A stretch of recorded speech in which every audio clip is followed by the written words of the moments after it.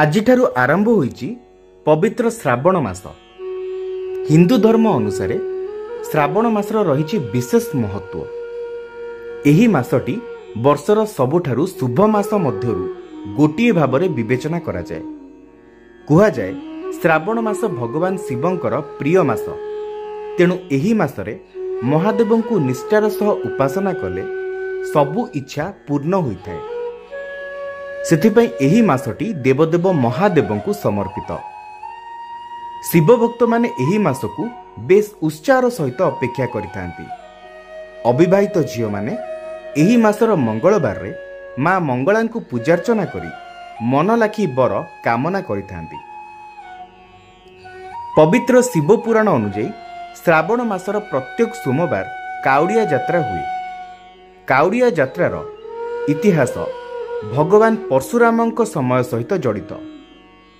ପରଶୁରାମ ଭଗବାନ ଶିବଙ୍କ ଅଂଶ ଥିବା ସହ ତାଙ୍କର ସର୍ବଶ୍ରେଷ୍ଠ ଭକ୍ତ ଥିଲେ। ଥରେ କାଉଡ଼ିଆ ନେଇ ପରଶୁରାମ ଉତ୍ତରପ୍ରଦେଶ ବାଗପତ ଜିଲ୍ଲା ନିକଟ ପୁରା ମହାଦେବ ମନ୍ଦିରକୁ ଯାଇଥିଲେ। ସେଠାରେ ଥିବା ଗଢ଼ ମୁକେଶ୍ୱରରୁ ଗଙ୍ଗାଜଳ ନେଇ ଶିବଙ୍କୁ ଜଳାଭିଷେକ କରିଥିଲେ। ସେତେବେଳେ ଶ୍ରାବଣ ମାସ ଚାଲିଥିଲା।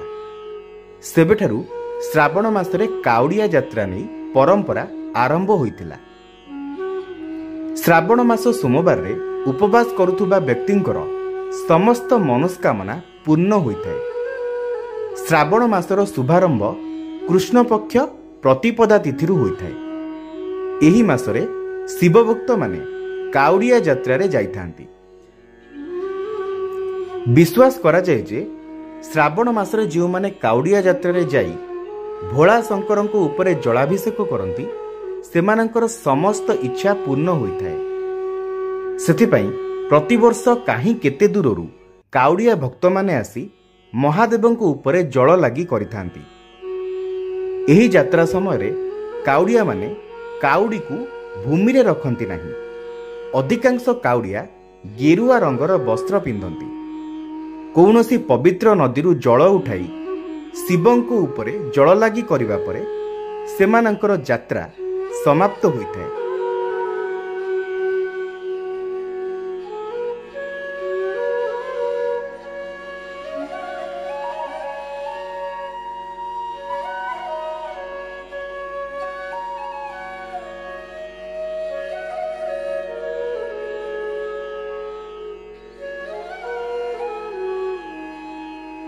स्पेशल रिपोर्ट समीक्षा न्यूज।